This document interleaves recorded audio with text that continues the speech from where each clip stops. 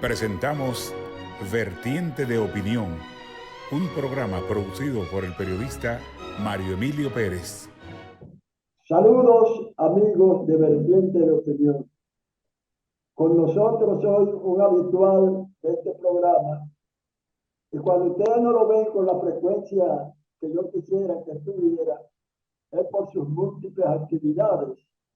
Porque es un hombre que no creía en aquella frase humorística que repetía mi inolvidable amigo Freddy Vera Goico, que él decía que todo el que trabaja es porque no sabe hacer otra cosa. Pero la labor, bueno, prueba de ello es que pese a mi edad avanzadísima, estoy todavía laborando. Sí. Juan Daniel Balcácer, como ustedes saben, es un reputado historiador y un hombre que en el área histórica nunca evade las preguntas que le hacemos en sus múltiples comparecencias en Vertiente de Opinión.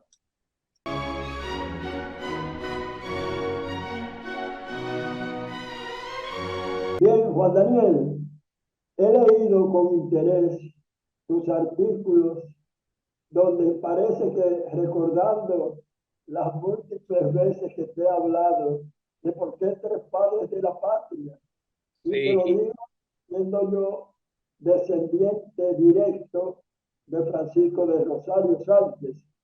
Lo que pasa es que yo no pregono mucho porque Mario Emilio Pérez y el Sánchez, poca gente se da cuenta que llevo ese apellido ilustre. Entonces, la pregunta es, ¿tú sigues? Porque ya yo he visto que aunque estás repitiendo en esos artículos lo que me has dicho a mí en el programa y fuera de cámara, te noté un poco menos rectilíneo en cuanto a lo conveniente o lo acertado o lo no inconveniente de esa trilogía. Bueno, gracias una vez más, Mario Emilio, por permitirme intercambiar opiniones contigo y con tu teleaudiencia en este espacio que yo considero, que me considero coproductor, por lo menos afectivo. Exacto. Accionista moral. Exactamente. Mira, en relación con la pertinencia de la tríada o trilogía, porque Juan Isidro Jiménez Grullón, mi maestro y amigo, sostenía que trilogía es un conjunto de tres obras literarias y que lo que se imponía en este caso era tríada. De manera que una vez aprendí eso con don Juan Isidro, pues prefiero usar la expresión tríada. Yo, en cuanto a la pertinencia de la tríada Duarte, Sánchez y Mella, siempre he sido de opinión de que cuando se escogió, cuando se debatió hacia finales del siglo XIX, quién merecía el título de padre fundador de la República, debió escogerse un solo padre, fuera quien fuera. Yo naturalmente pertenezco al grupo de escritores, de historiadores, que cree que debió haber sido Juan Pablo Duarte, porque él fue el fundador no solamente de la Trinitaria, sino el apóstol de esa generación de jóvenes que asimiló la doctrina liberal y democrática que él preconizó. Además de que fue alrededor de su figura que se nucleó la Trinitaria y que gracias a su liderazgo, pues se pudo llevar a cabo con éxito la revolución independentista. Pero cuando, por virtud de las circunstancias históricas, se arribó a un consenso de escoger a tres figuras como padres de la patria, no fue al azar, no fue por casualidad que surgieron esos tres nombres. Duarte, el líder, el apóstol, el inspirador del movimiento; Sánchez, un adepto sin, digamos, un seguidor a carta cabal de las ideas de Juan Pablo Duarte, y lo mismo Mella. Entonces, ¿qué pasa con ellos tres? Bueno, que no solamente los unió el mismo sentimiento patrio, las mismas convicciones revolucionarias en torno a la fundación de un Estado libre e independiente, sino que fueron consistentemente fieles al ideal nacionalista y defendieron la república hasta incluso dispuestos a ofrendar sus propias vidas. Sánchez, por ejemplo, llegó a inmolarse, y se concluyó que ellos tres, de toda esa generación de luchadores por la causa de la libertad, eran los que coincidían en el principio, en el mediano plazo y a largo plazo en las mismas convicciones revolucionarias. Después de su generación, hubo quienes flaquearon, hubo quienes cambiaron de bandería política, hubo quienes siguieron a otras potencias extranjeras. Es decir, de los libertadores de 1844, Duarte, Sánchez y Mella son los que compendian en sus personalidades todo digamos, la herencia intelectual, política, doctrinaria de la revolución que nos dio una república libre e independiente. Y por eso ellos tres, y ya cuando ya elegidos padres de la patria, varias generaciones de dominicanos la han venerado, la han aceptado. Y yo pienso que en cierta forma es un ejercicio fútil buscar más primacía entre uno y el otro, sino que ya los tres están igualados en la gloria para la eternidad y son nuestros padres de la patria. Juan Isidro Jiménez Grullón, en su obra El mito de los padres de la patria, va enunciando los defectos que tuvieron en sus vidas tanto Sánchez como Mella. Sí. Y entonces considera que el único que merece ese título es Juan Pablo Duarte. Es cierto, es cierto. Y te voy a decir algo. En la época en que Juan Isidro expuso esas, digamos que atrevidas, osadas propuestas, fue cuando estaba en ebullición, en embrión, lo que podríamos llamar la historiografía nacional científica dominicana. Eso fue hacia los años 70, 1969, 70, que se produjo una polémica muy interesante a través de las páginas de la revista Hora, del Nacional, también en torno a quién debía ser padre de la patria. En cuanto a los errores políticos y a las posiciones políticas que desempeñan los hombres y las mujeres en determinadas circunstancias, lo importante es poder valorar si en cualquier cambio que se puede dar en una posición pública hay alguna variación en tus convicciones personales. Es cierto que tanto Sánchez como Mella, después de haber sido expatriados en 1844, cuando regresaron al país en 1848, 49, a raíz de una amnistía que promulgó el presidente Manuel Jiménez, es cierto que ellos colaboraron tanto con Santana como con Báez, que eran ambos enemigos de Duarte y de los trinitarios. Pero ¿qué sucedió? ¿Fueron ellos traidores al ideal duartiano? No creo.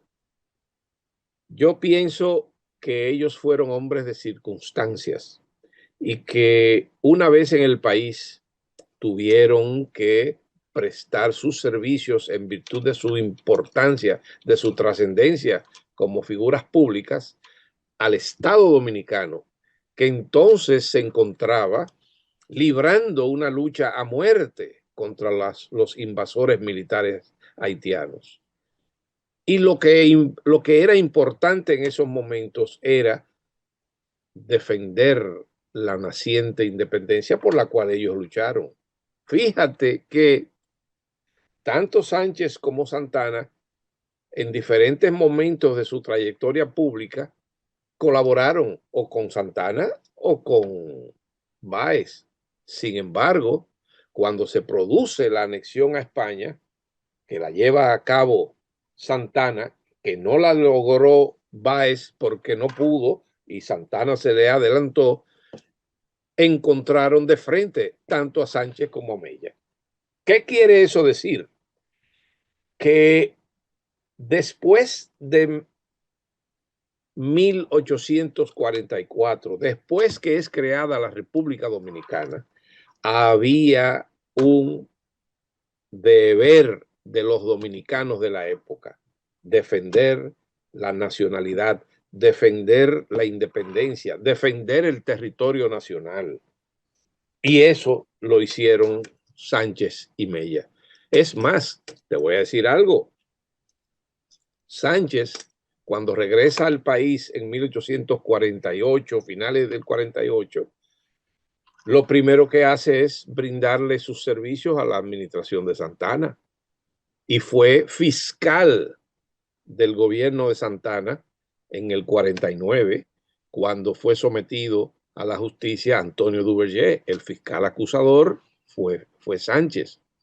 Y Sánchez, además, en 1853, públicamente elogió a Santana y lo llamó libertador de la patria, porque era el caudillo militar que podía encabezar el ejército dominicano frente a las invasiones haitianas. Y se dirá que era parte de la polémica entonces, pero Sánchez olvidó que María Trinidad Sánchez, su tía, y un hermano habían sido fusilados en 1845. No, no lo había olvidado, pero nunca en la familia Sánchez del siglo XIX se creyó a Santana culpable de la muerte de María Trinidad Sánchez, al menos porque ella fue acusada junto con un grupo de participar en un complot, en algo parecido, en un movimiento para derrocar a Santana o hasta convertirlo en dictador para lograr que su tío volviera al país. Pero ella fue sometida a un juicio y fue condenada por un tribunal competente, integrado por figuras prestantes de la época. Y es fama que Santana, una vez con la sentencia en sus manos, convocó a Palacio a una serie de personalidades para conmutar la pena capital de los reos. Y uno de los que más se opuso a esa propuesta de Santana fue Manuel Jiménez. Y eso lo tenían muy claro los Sánchez. ¿O es que tú crees que Sánchez hubiese colaborado con Santana, habiendo ordenado él que eliminaran a su tía y a su hermano, medio hermano? Yo no creo, no me parece.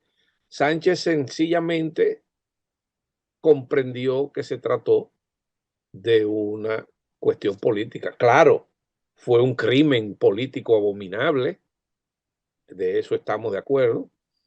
Y Sánchez continuó trabajando con Santana. Después Santana lo persiguió y después Sánchez colaboró con Báez.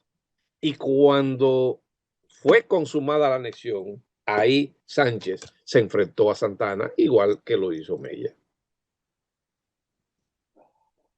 Yo me sorprendo de que hay en la República Dominicana muchos, sobre todo los nacidos o teniendo raigambre ceibana, son santanistas, inclusive un destacado intelectual dominicano, Manuel de Jesús Goico Castro, Sí, solamente su nacimiento en el Ceibo, porque estoy seguro de que si él no hubiese nacido en el Ceibo, patria de Santana, no hubiese sido santanista, porque era un hombre de grandes luces.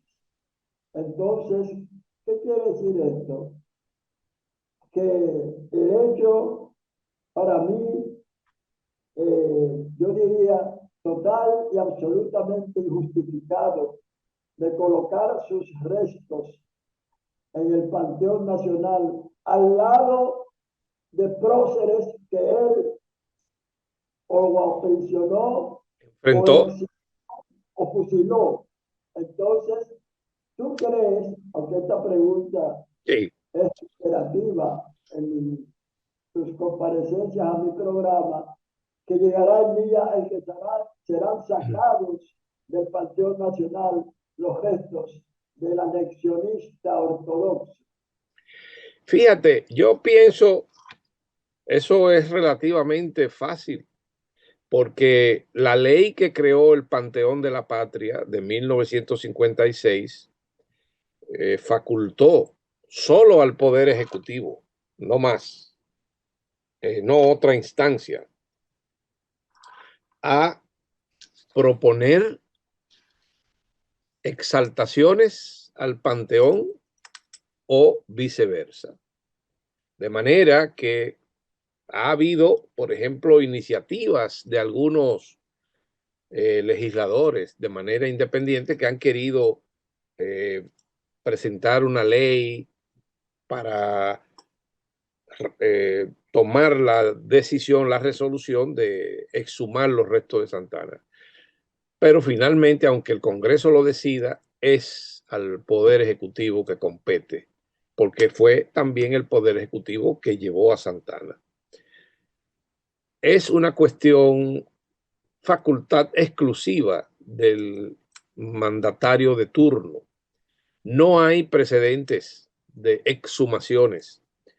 ¿Sobre cuáles cargos se van? ¿Por qué llevó Balaguer a Santana al Panteón de la Patria? Él mismo lo explicó en su discurso, que fue un discurso, es una verdadera pieza histórico-literaria y un panegírico fuera de serie, porque es de las pocas veces que una persona es elogiada, es exaltada al Panteón Nacional y al mismo tiempo se dicen tantas cosas negativas de esa persona que tú dices, bueno, pero ¿por qué ha sido eh, inhumada en ese altar de la patria? Bueno, Balaguer lo explicó claramente, fue el hombre clave en la defensa de la nacionalidad frente a las invasiones haitianas. Fue grande ante Haití durante la guerra que duró casi 17 años. Entonces, lo sabemos. Todo depende de la voluntad del mandatario a quien se le proponga eso. Solamente una decisión del Poder Ejecutivo puede buscar la manera de que sean exhumados los restos. Yo he propuesto, Mario,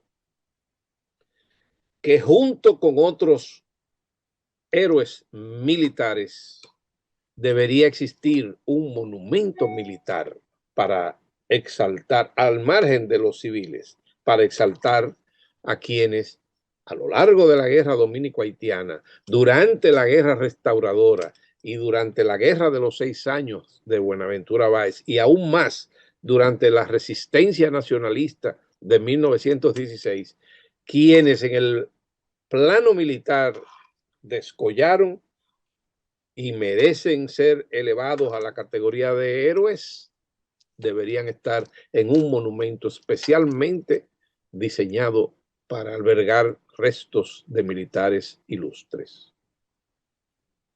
Ahora bien, ¿a qué atribuyes el hecho de que incluso en una obra que no he leído, pero los que la han leído consideran que es una de las que tiene mayores defensas y cuestionamientos de Pedro Santana, que escribió con el título de Gloria y Repudio, el destacadísimo periodista dominicano, que ya tú sabes, Sí, Rafael Molina Morillo?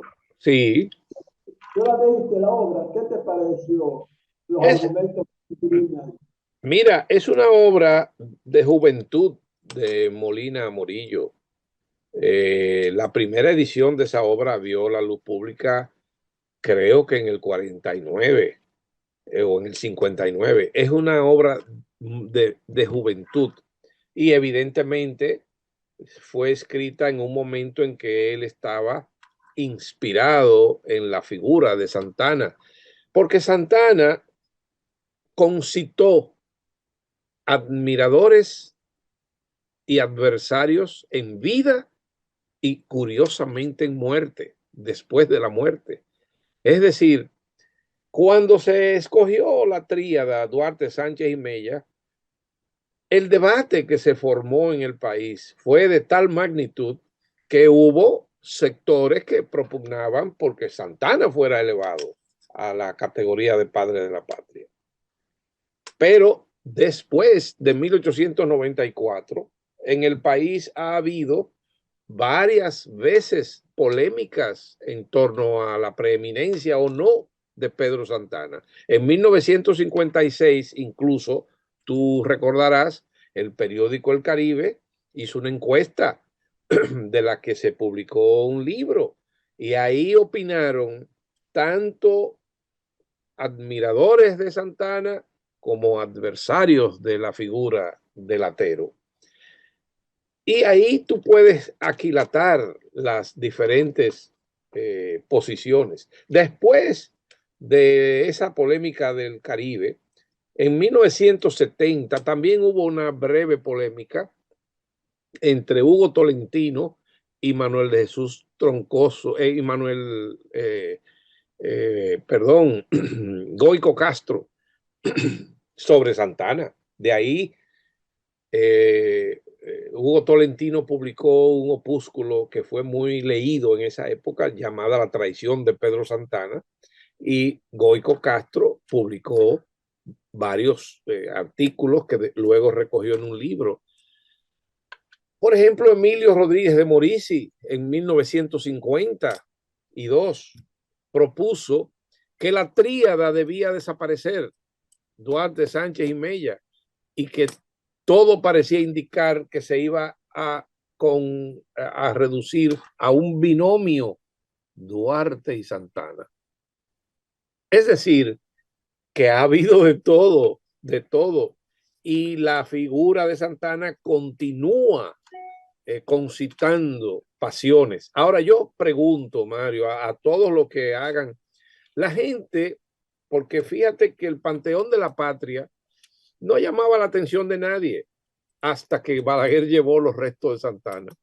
Después que fueron llevados los restos de Santa Anna, de vez en cuando hay quienes, bueno, pues, o son, digamos que no son devotos de Joaquín Balaguer, o son muy liberales y no comparten la visión conservadora de la historia dominicana. Y tú sabes bien que la lucha de los trinitarios para liberar la república, para crear la república, encontró de frente al sector conservador que creía que debíamos independizarnos de Haití, pero que debíamos depender de una potencia extranjera. Los duartistas no. Los duartistas entendían que podíamos dirigir nuestros propios destinos, nosotros mismos como colectivo.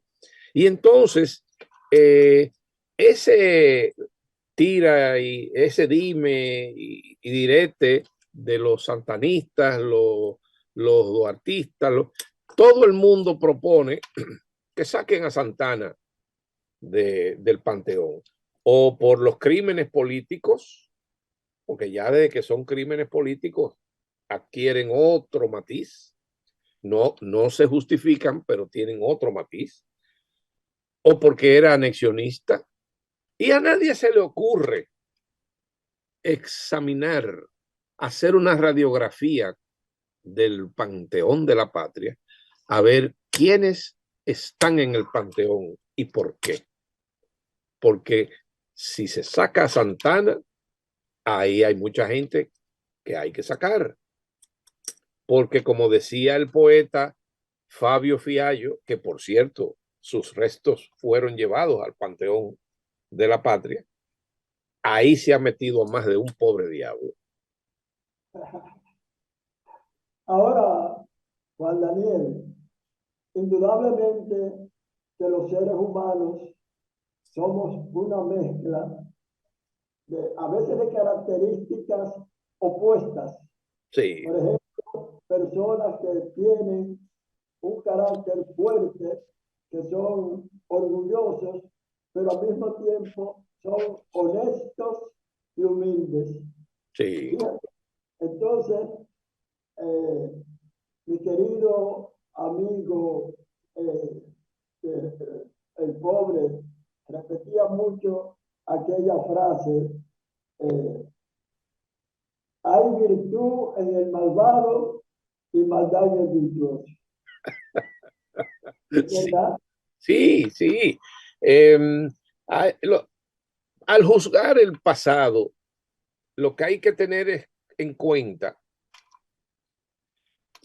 lo que hay que tener en cuenta, Mario, por lo menos dentro de la ciencia histórica, al juzgar a los hombres del pasado, a los hombres y mujeres del pasado, uno debe cuidarse de no incurrir en anacronismos, de no juzgar en función de los valores ideológicos y de los valores morales con lo que tú te conduces en el presente.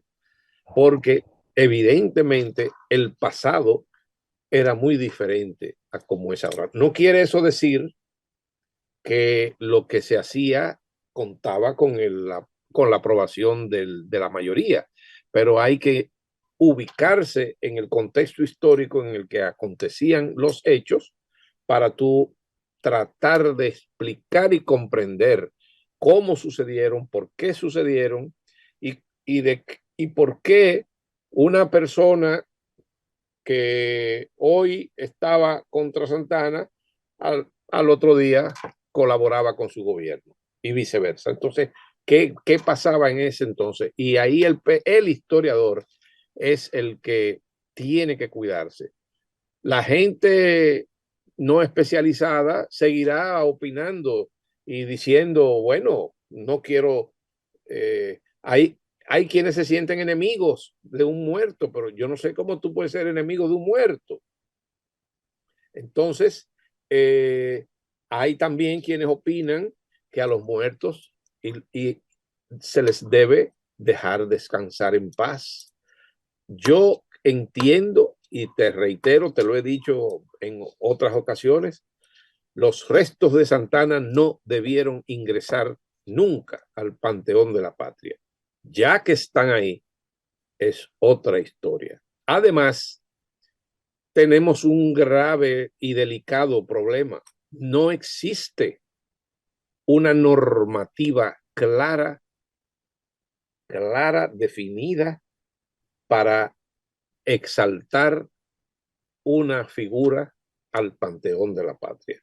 Eso responde siempre a intereses políticos, culturales, intelectuales, y por eso yo te digo que si se detiene alguien a analizar, a estudiar quiénes están en el Panteón de la Patria, terminarán diciendo, bueno, ahí hay por lo menos 10 o 12 figuras que no deben estar, que nunca debieron llegar.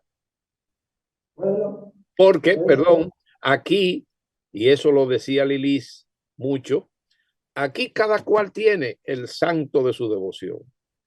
Y entonces todo el mundo tiene sus héroes. Es más, Mario, aquí hay familias que tienen héroes dentro de su familia y lo cuidan y los tienen y cuidan sus nombres, qué bueno que lo hacen. Pero aquí hay también mini panteones privados. y además, paradójicamente, sobre todo personas de edad avanzada reivindican a Trujillo, o sea que destacan las cosas buenas de su régimen, sobre todo ese orden estricto y esa casi ausencia de actos delincuenciales. Volvemos después de esta pausa, Juan Daniel, no sin antes recordarle a nuestra teleaudiencia que este programa se transmite en la frecuencia 6, tanto de Claro como de Altiz, con el canal del Sol como la parte matriz de ese conjunto de comunicaciones.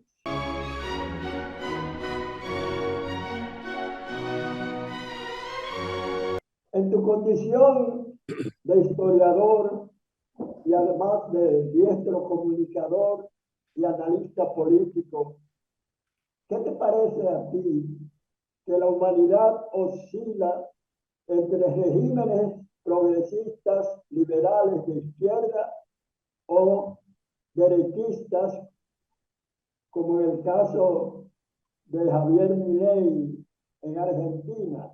¿Por qué los pueblos son tan cambiantes, tan volubles? ¿Podría haber alguna explicación científica o histórica, Juan Daniel?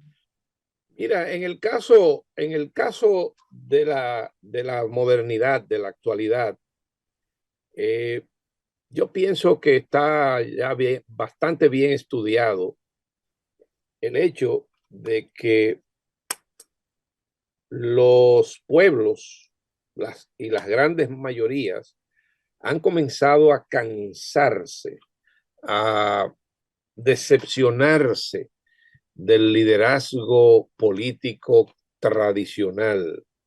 Y sabemos que desde la Revolución Francesa en 1789 y de la misma Revolución Norteamericana, que pusieron prácticamente en boga en el hemisferio occidental el liberalismo, el capitalismo, el conservadurismo y el nacionalismo, aunque eso ha ido cambiando, lo que logró cobrar auge y desarrollarse a lo largo del siglo XIX y sobre todo en el XX fue la democracia, en contraposición a la dictadura y a los regímenes totalitarios como el fascismo, el nazismo y el propio comunismo soviético, y aún la versión cubana, antillana del comunismo cubano. Pero gobiernos dictatoriales, gobiernos totalitarios, y ha cobrado bastante auge, popularidad, la cuestión de la democracia. Y en la medida en que hemos ido avanzando y las comunicaciones, las telecomunicaciones, la globalización, el Internet, las redes sociales, que ahora son una forma avasallante de comunicación y de ahora lo que llaman la posverdad, donde proliferan manipulaciones burdas. La gente se ha decepcionado y eso te da a ti a entender por qué, te permite entender por qué en algunos países la gente prefiere escoger nuevas propuestas que, que se alejan de los partidos tradicionales, porque todos los partidos tradicionales, como que cada vez que han tenido la oportunidad de gobernar un país, no lo han hecho correctamente. Y yo atribuyo esa situación actual que el electorado prefiere escoger una persona desconocida con propuestas quizás diferentes a los tradicionales, líderes tradicionales, y corren el albur de llevar a dirigir el Estado una persona que puede ser, puede resultar todo lo contrario. Tú tienes el caso de Venezuela. Recuerda, por ejemplo, hace 30, 40 años, Venezuela era un país que era modelo de la democracia latinoamericana y un país líder en la región. Sin embargo, con todas las riquezas que posee, naturales, Venezuela está atrapada en una crisis de la que no parece salir. Mira tú el caso de Cuba con todo y el sistema que los Castros pudieron sostener a pesar del bloqueo que impusieron los Estados Unidos y el aislamiento. Sin embargo, ya se están dando manifestaciones que apuntan hacia una ruptura, no quizás del orden político, pero la gente ya quiere otro tipo de soluciones y garantías de servicios que antes eran básicos. Aquí está pasando igual, en cierto sentido. Todavía los dominicanos no hemos perdido la esperanza en el sistema de la democracia, pero los partidos tradicionales, tú tomas, por ejemplo, cómo se fue debilitando el PRD, cómo después de la desaparición de Joaquín Balaguer, prácticamente el Partido Reformista se debilitó totalmente, y cómo el PLD ha sido embestido por una serie de circunstancias y de actuaciones de algunos de sus miembros que ha llevado al partido, otrora un partido de masas, bueno, prácticamente lo sacó del poder.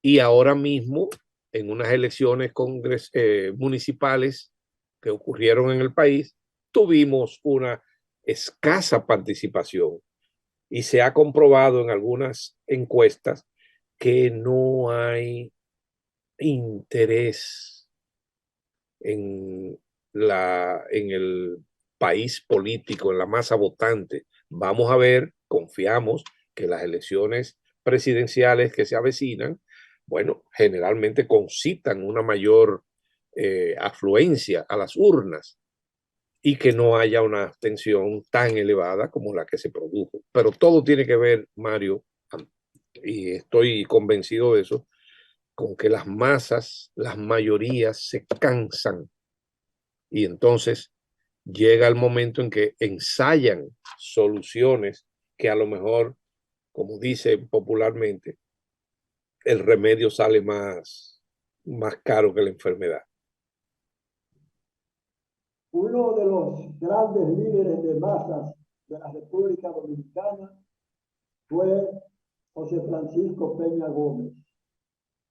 Y yo recuerdo que cuantas veces él se postuló a la presidencia, había sectores que lo seguían con devoción, que votaron por él, pero había otros que por su origen haitiano y su piel negra, pues decían que no votarían por él jamás.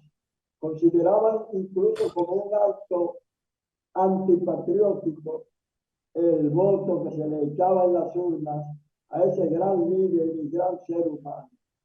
La pregunta que yo te hago es, ¿tú crees que si Peña Gómez, con sus características, con su erudición política y su dominio de idiomas y su carisma, de no haber sido negro, hubiera sido presidente de la República o de origen haitiano?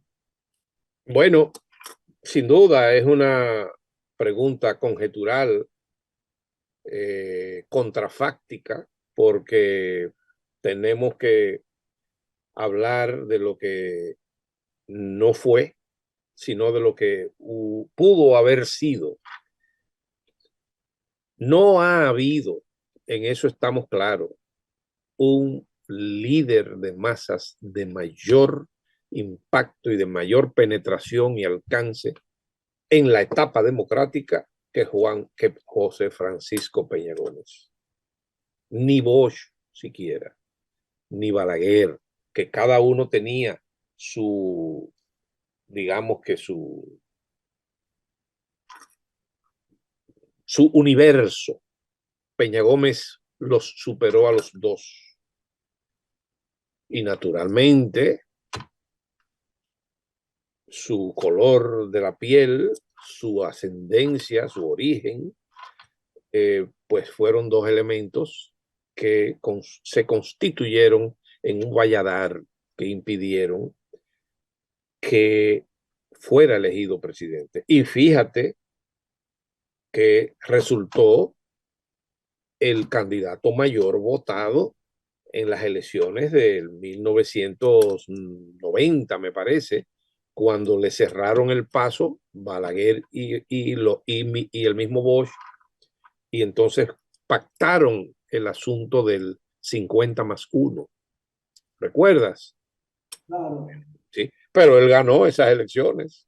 Él las ganó, y no solamente las ganó, las anteriores, sino que también hizo que dos grandes candidatos del Partido Revolucionario Dominicano, como Antonio Guzmán y Salvador Jorge Blanco, cada uno a su debido momento, ganaran las elecciones. Es decir, fue el único líder que verdaderamente trabajaba para que otro pudiera llegar a la presidencia. Él mismo lo decía, que después que ya se había cansado de atajar para que otro llegara. Y lamentablemente no le fue posible gobernar el país. Sí hay en nuestro país, hay resabios racistas, escondidos, solapados, pero los hay.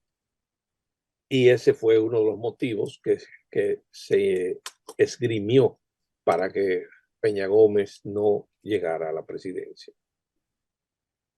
Bien, le agradecemos al reputado historiador Juan Daniel Balcácer que haya aceptado venir aquí a dialogar. Yo soy un alumno cuando lo entrevisto a él, porque adrede le hago preguntas sobre temas históricos que yo no estoy muy versado y entonces aprendo con él.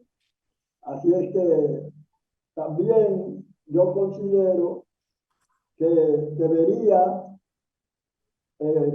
echando un poco al lado sus intensas jornadas laborales, para que nos siga ofreciendo esos volúmenes sobre historia que tanto valoramos.